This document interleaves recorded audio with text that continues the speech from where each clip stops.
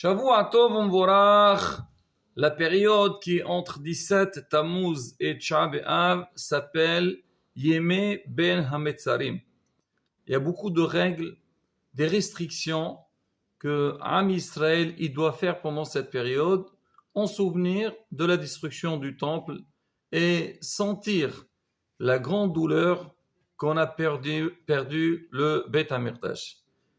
Parmi les règles, les coutumes qu'on a l'habitude de faire pendant cette période, c'est le lien de Tikkun Hatzot.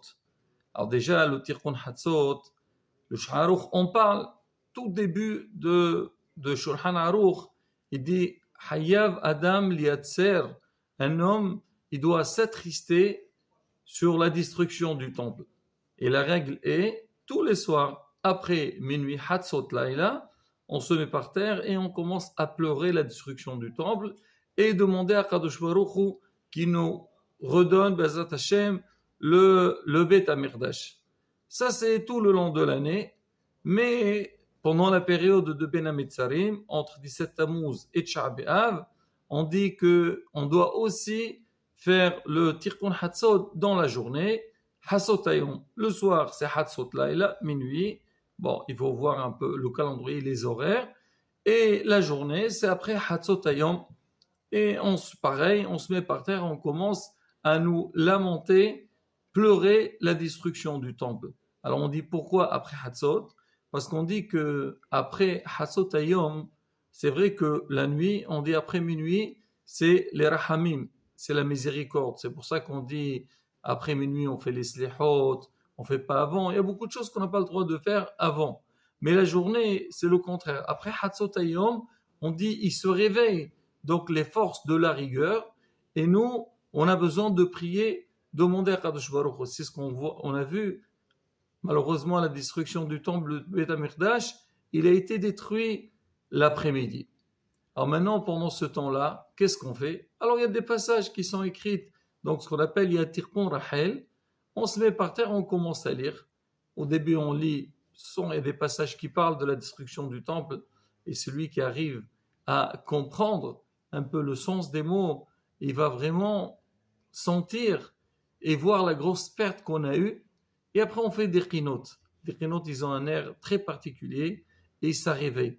Chaque fois qu'on lit ces qinot-là, même que ce sont des passages donc, de deuil, mais ça réveille en nous. Et des fois, il y a des qinot qui ont l'air, il est très, très intéressant. Mais c'est comme ça. Donc, même malheureusement, pour quelque chose de triste, on a besoin de pousser pour que la personne, elle a vraiment la vraie sensation pour faire les choses convenablement. Et après, on fait Patahaliyahu et on fait Kaddish. Alors, sur ce minhag, le Harizal, il dit minhag kasher, c'est un bon minhag et que chacun il doit prendre de son temps et de faire ce qu'on appelle ce Tikkun Hatzot. Et bien, ce minhag, à l'époque, il était connu pratiquement dans tous les pays du monde, que ce soit chez les Sfaradim, les Ashkenazim, chez les Hasidim, les Taïm, mais avec le temps, ça s'est oublié. C'est vrai que chaque fois qu'on parle donc des règles qui sont liées avec la tristesse, on rejette un peu ça. On n'aime pas, c'est vrai, c'est pas beau, ce qu'on voit tous les jours. Alors dans la tfila, quand on arrive à Tahanoun, donc faire le Tahanoun, les gens, on dit un Hatan, il y a un Brit Mila, tout le monde est content.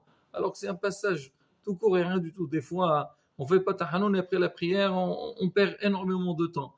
Mais comme ça, les gens, ils n'aiment pas tout ce qu'il y a avec les critiques, avec la tristesse, les gens, ils n'aiment pas. C'est pareil aussi, pendant cette période, c'est ce qu'on dit.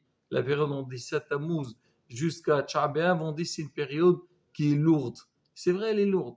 Si on réfléchit bien à la bataille, ce qui s'est passé pour le clan d'Israël, donc on comprend pourquoi elle est lourde.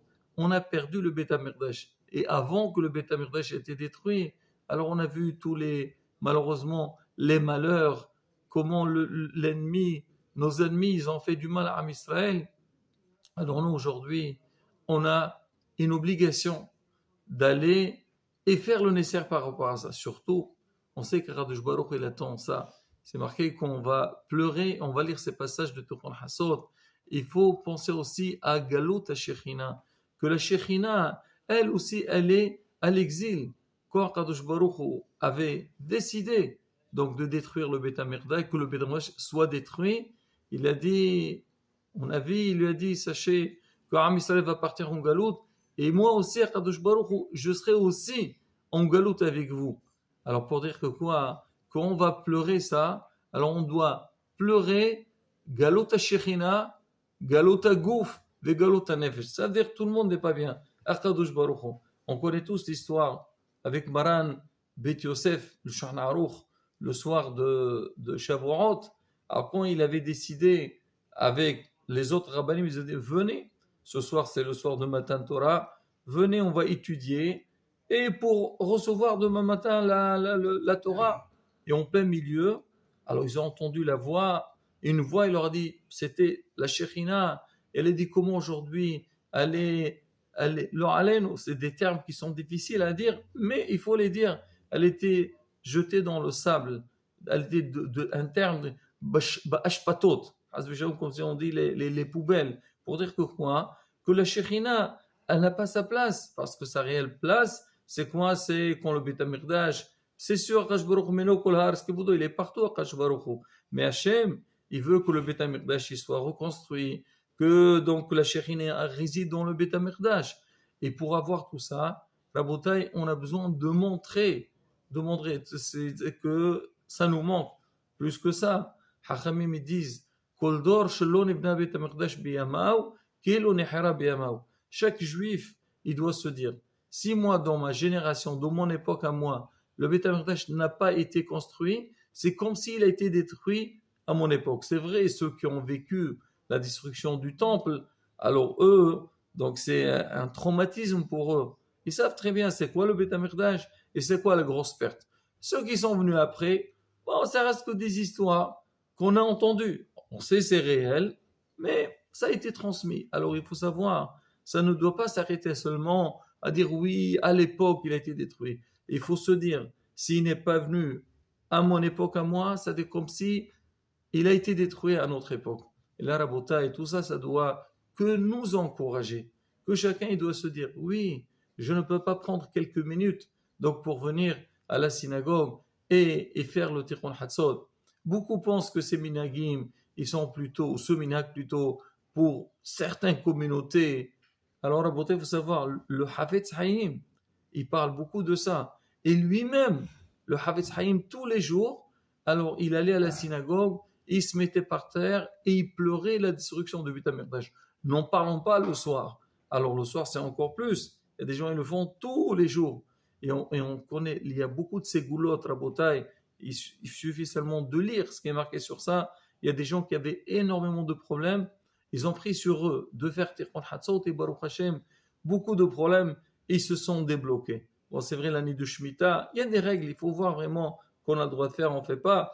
Mais quoi qu'il arrive, ça veut dire, chacun, il doit se dire que, montrer plutôt à Kadosh Baruch Hashem, on veut le Beth Amikdash. Ça ne suffit pas qu'on dit, ah voilà, on fait une dracha, Hashem,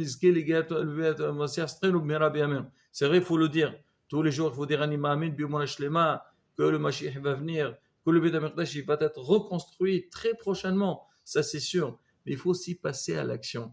Et surtout, la bataille, montrer à la nouvelle génération, les enfants. Je me rappelle toujours de notre maître Rabbi Bougit Sardoun, lui à la yeshiva, il tenait énormément à ce hanyan de Tikkun Hatzot.